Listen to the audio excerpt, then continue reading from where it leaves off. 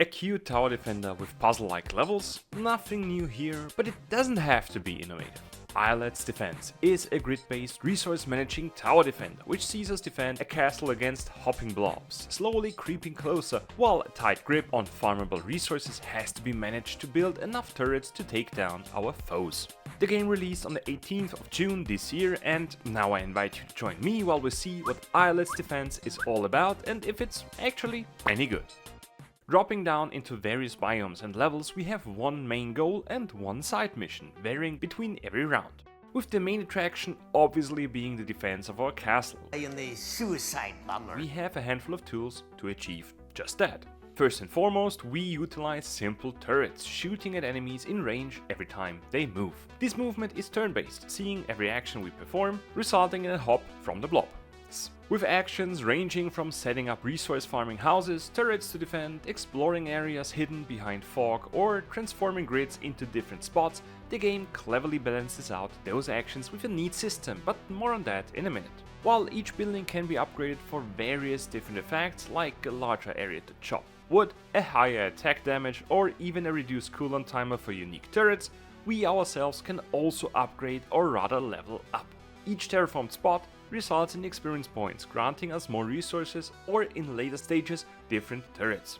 While each successful run awards us diamonds and feathers we require to unlock further biomes, a perfect run in each level further unlocks a tougher difficulty level for more replayability, while a nifty little timer system places our effort against other players, letting us brag with our smartestness. Building a mixture of defensive towers and firing huts while we explore the map, trying to find hidden treasures and better spots to intercept the enemies would be a tad more dull if Islets Defense wouldn't have a clever rotation system. Let me explain. Each action we perform has 4 variations, and depending on where in the 4 stages the action currently is, we have a range of effects to utilize. Exploring, for example, only opens up one grid of fog if used in the first stage, while at the 4th one it frees up a much larger area. Or performing an upgrade to a building lets us pick from more options depending on which position the card currently is. Each used up action, regardless from which position, drops back into the first spot, pushing every other card one more spot to the right. This ensures a strategic thinking process, since we have to constantly keep in mind what we are building towards in the next upcoming rounds. This strategy for using an action in the right position is especially crucial with the building skill.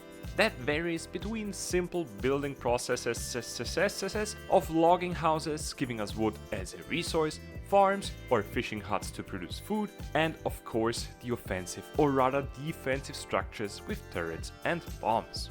Apart from these actions, we further have a skill with a very long cooldown that lets us move one card into the desired spot, giving us a hand in a tricky situation if needed. The resources are not only used for building and maintaining our structures, but further for the mentioned upgrades. Each building can be upgraded costing wood and stone, as well as passively consuming food, requiring us to balance out our intake of resources and outcome to still have a functioning defensive system. Because if we run out of food, which is the building's fuel, the turrets shut off. In between the resource management and upgrading of our buildings, we further explore the map, and since every biome has its own hidden features or flat out essential mechanics to work around, we are never at a loss for strategic thinking. While some features like the temperature gauge in the snow level or the underwater paths in the sea level are first and foremost hurdles that require us to cleverly utilize our tools, while a few hidden chests and even some minigames are sprinkled throughout to avoid any form of monotony. In a desert level, for example, we shoot at bandits or memorize map directions, while in almost all biomes hidden in the fog are treasure chests giving us unique turrets or passive boons, helping us out in our quest to become the best on the leaderboard, which I haven't managed to do yet. With a jam-packed yet charming and childish combination of gameplay and features, Islets Defense surprises with clever strategies we need to implement and find great workarounds.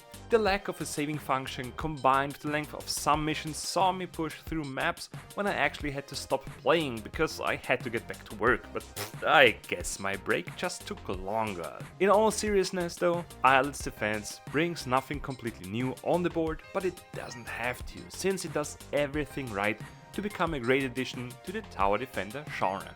Would you agree with my verdict? Let me know in the comments and hit the various buttons down below instead of your spouse.